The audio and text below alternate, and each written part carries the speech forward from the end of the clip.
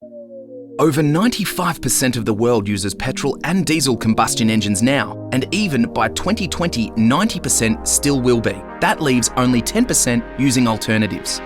Cars that run on electric, hydrogen, and biofuels have potential, and we're working on alternatives too.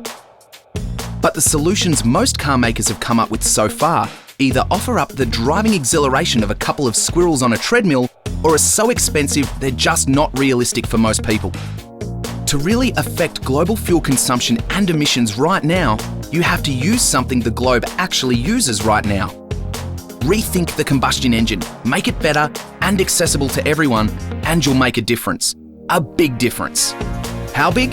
Consider that current combustion engines waste about 70% of the fuel's potential energy. That's a lot of room for improvement. Our overall goal was to get 15% better fuel economy and a 15% improvement in low mid-range torque from the same engine, all on regular fuel.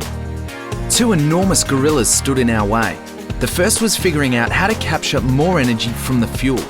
To achieve this, we knew we had to raise the compression ratio, which gives us a bigger power stroke in the combustion chamber.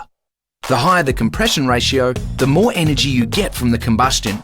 But a high compression ratio usually ends up causing knock, which is when the air-fuel mixture ignites too soon because it's too hot inside the chamber.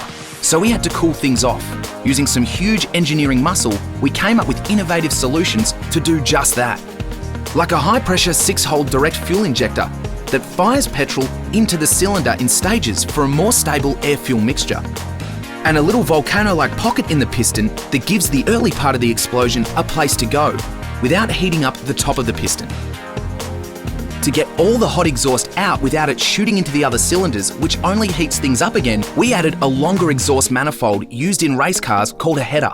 Everyday cars don't use headers because of the emission problems they create, but our advanced direct injection system solved that issue too. That's how we got more energy from the fuel. The second gorilla was making sure we weren't losing any of those improvements on the way to the wheels.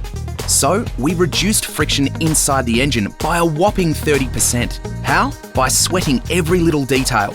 We've improved oil pump efficiency by 74% and water pump efficiency by 31%, reduced friction from the moving parts, like the pistons, rods and crankshaft, by 25%, reduced valve train friction by 54%, and even reduced the effort the engine exerts to suck in fresh air by 13%. When it was all over, we had done what couldn't be done, achieving more torque, better performance and higher efficiency. SKYACTIV technology from Mazda. Imagination drives us.